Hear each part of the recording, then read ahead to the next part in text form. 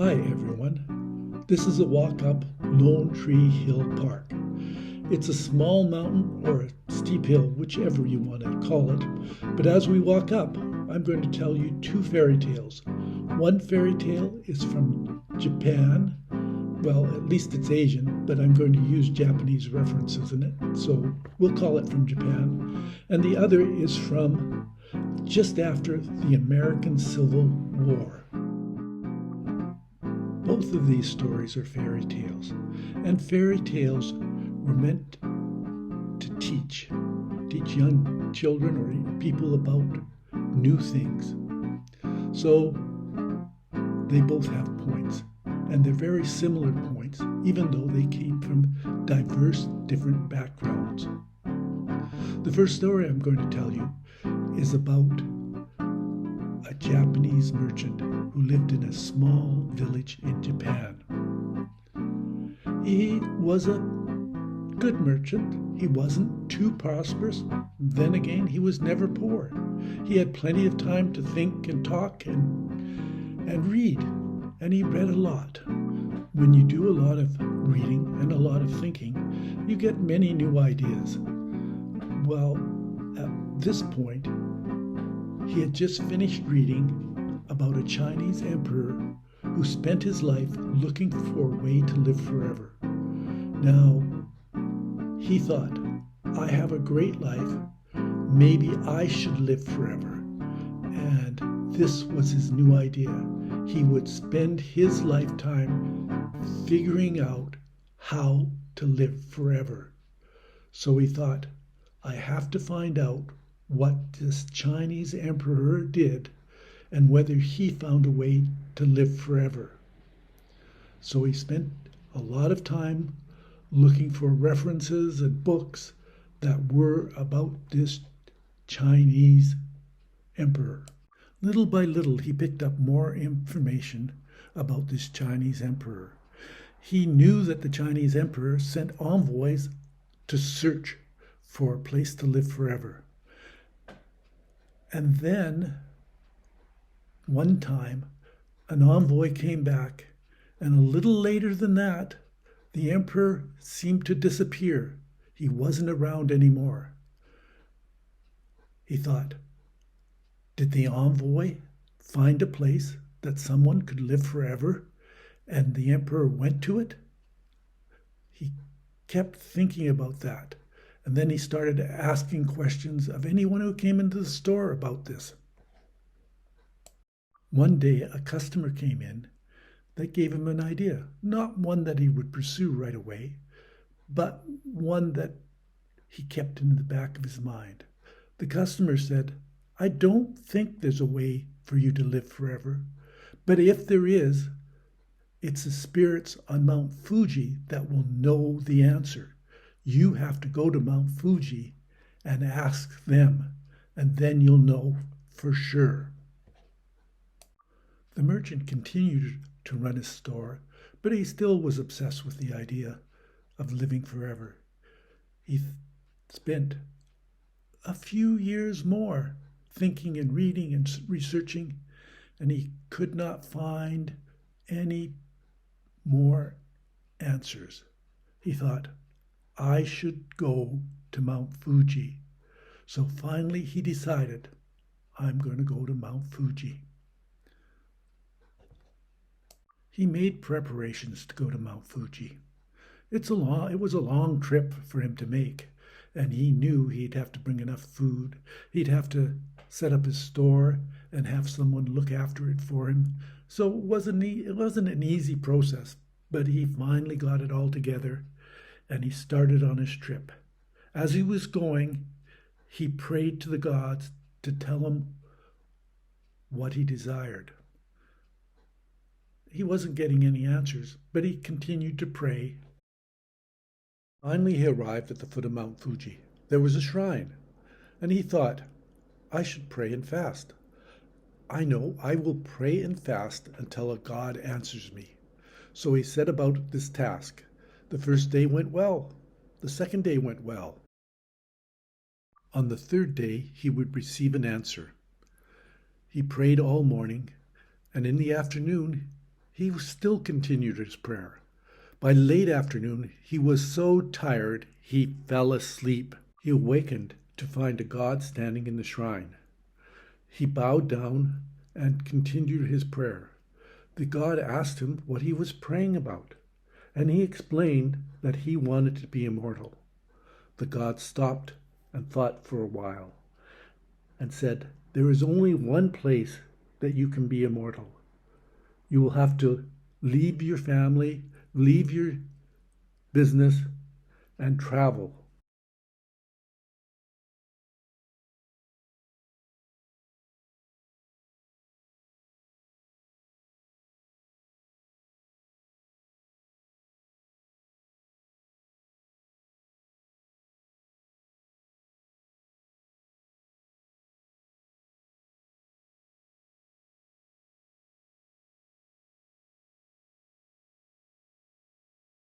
He doesn't even think about it.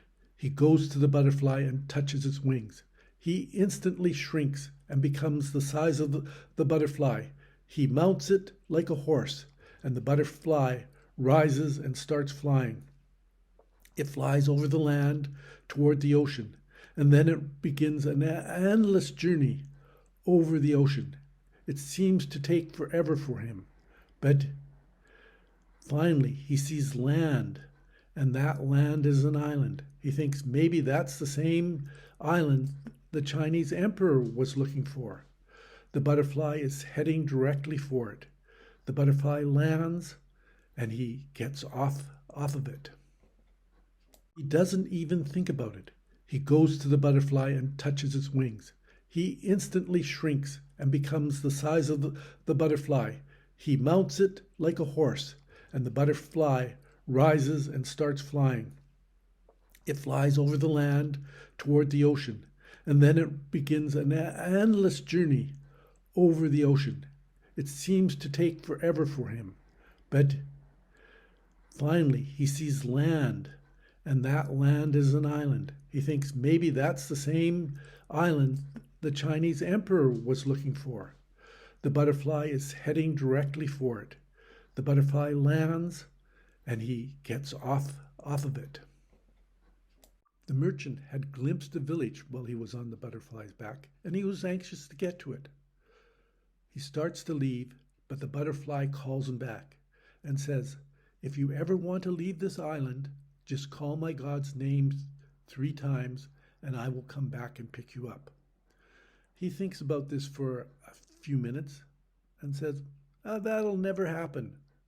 But again, the butterfly assures him that all he needs to do is call his god's name 3 times, and he will come back and get him. The merchant watches the butterfly leave, and then he happily heads towards the prosperous village.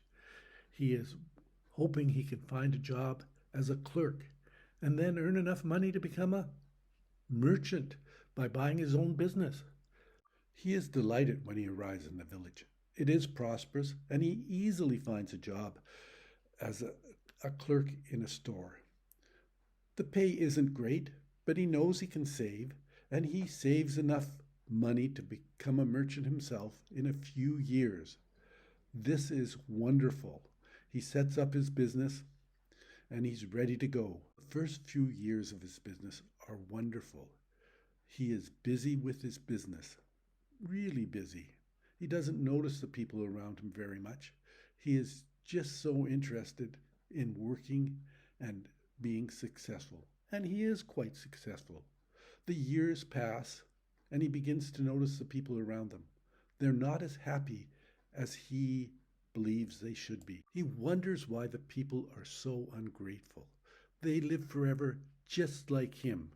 So he continues on with his business, and his business continues to be prosperous for year after year after year. Then he finally notices that maybe he's a little bit bored. Nothing is really new. So he thinks, what can I do about it? He shakes up his business and he enjoys what he's done. And this years pass again, year after year after year. But he realizes there's something not quite right, and more years pass. He tries shaking up his business several more times, but he's getting bored. Nothing is new. He realizes everything is repeating itself.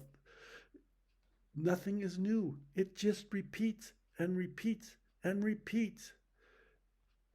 He realizes there is nothing new that can excite him, but he spends more years working at his job. He becomes despondent. Then, years later, he becomes depressed. And years after that, he becomes suicidal. It is just torturous these years. He knows he can't die on this island. In his desperation, he calls the god's names 3 times. After a while, the butterfly appears. He touches his wings and shrinks and mounts its back. The butterfly rises over the island and flies towards the ocean. On the ocean, he sees a storm in the distance. The storm and the butterfly's path are going to cross. He realizes this and he becomes a bit worried. When the storm hits, he begins to hang on tightly, as tight as he can. The waves are increasing. The butterfly seems to be having trouble flying. The storm keeps getting worse. Finally, the butterfly falls into the ocean, and he cannot hold on to the butterfly's back any longer. It is too much for him. He is drowning in the ocean. He is struggling to survive. He calls out his God's name. He knows he's going to die. He screams for his God to save him. The next thing he knows, he is awake and in the shrine, and his God is standing before him. He is so grateful that he is alive and back to the shrine. His God stands before him and looks at him for a while and says, "Eternity isn't for humans. Life is made to live. Go back to your village and live a good life with your friends and enjoy your prosperity." He realizes eternity isn't for him. He does go back to his village and he enjoys the friends that he has and he enjoys the life that he has. He goes back to his village and he doesn't become any richer, but he becomes wiser about how he lives his life. There's another set of stories from Star Trek about the Q Continuum and Q himself. This man seems to have unimaginable power. Well, entity, I guess. But what I really like was the depiction of the city that they lived in when they were warring, the whole Q Continuum. The next story is one about living a long time too. It comes from the American Civil War. Well, just after the American Civil War. All the soldiers had been dismissed from their armies. They needed to walk home, and for most of them it was a long walk. This one particular soldier had to walk a long way to find his old farmhouse. The villages and towns that they passed weren't all that friendly to them, but they could buy food. Money became short, so food became short. This soldier had a bit of money left, and he was getting closer to his home. He wasn't there yet. In the last village he was at, he used the rest of his money to buy a small amount of food. He hoped it would get him home, but he wasn't sure. After he left the town, he noticed there was a man, not too far in front of him, but quite a ways, going on the same path that he was. He wondered about that. He slowly began to catch the man. And he thought, okay, this is good. Maybe I have somebody to talk to. The man stopped and sat down by the side of the trail. It didn't take long until he reached the point where the man was sitting. Both men stared at each other for a while. And then the man on the ground said, "I have no food. I've been starving for days." The standing soldier stared at him for a while, all the time thinking about his food, his starvation, and maybe the other man's starvation. And then finally, the goodness of his heart took over. He pulls off his backpack, opens it up, and gives the man on the ground the last of his food. The man on the ground is so grateful, and he's thanking him and thanking him. He says, I don't have anything to give you. Then all of a sudden, the man has an idea. He goes to his backpack that is lying on the ground, and he pulls out a gunny sack. He brings the gunny sack over to the standing soldier and gives it to him. The standing soldier doesn't want it. Why do I want a gunny sack? But the other soldier insists, and so he takes it. And as he takes it, the other soldier said, nothing can escape this sack. Remember that. Both soldiers head on their respective ways.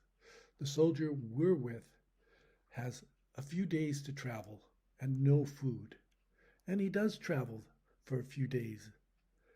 But his home seems still far away. He is so weak.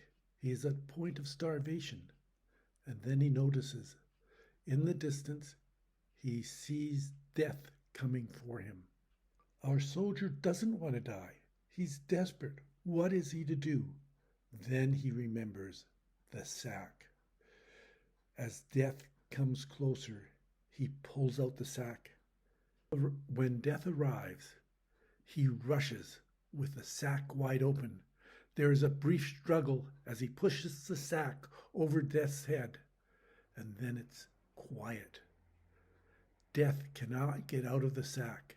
He is energized from defeating death, so he can take the next few days, and he manages to walk to his village where he's welcome, and he rests, and he sleeps, and he gets the food that he needs. He is really happy. He gets on with his farming, and he notices over time that no one is dying, and the people are really quite happy about no one dying. They think they are so lucky.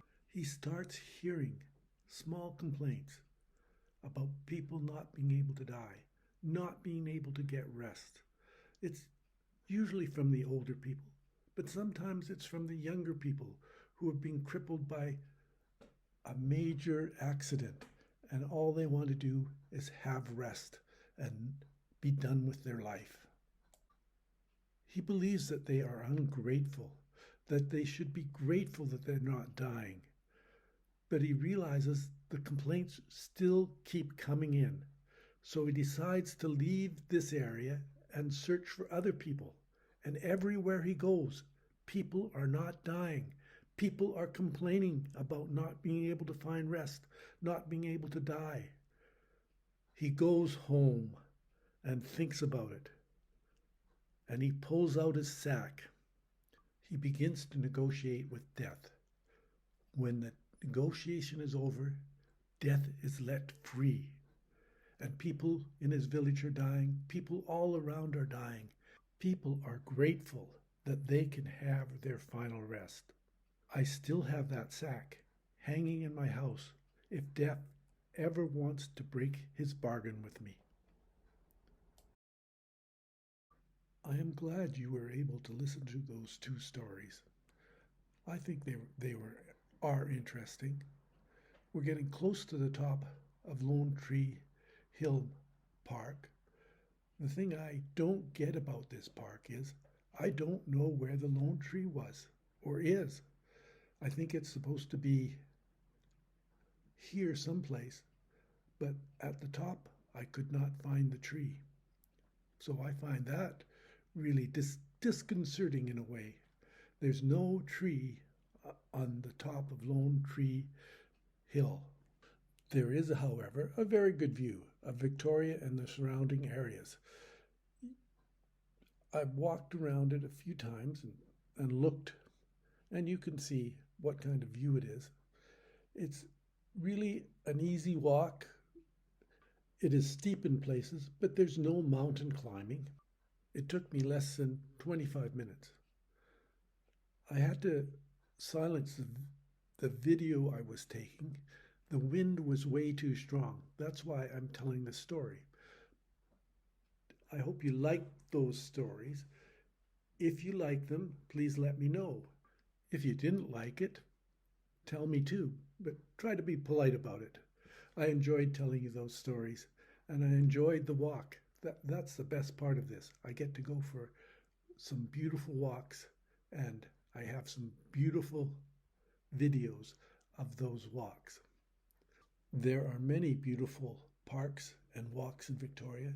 I'm going to try to cover quite a few of them in the next few months. I hope you will continue to watch my videos about these things. Lone Tree Hill Park is off Millstream in the Highlands around Victoria. It's a beautiful place to visit.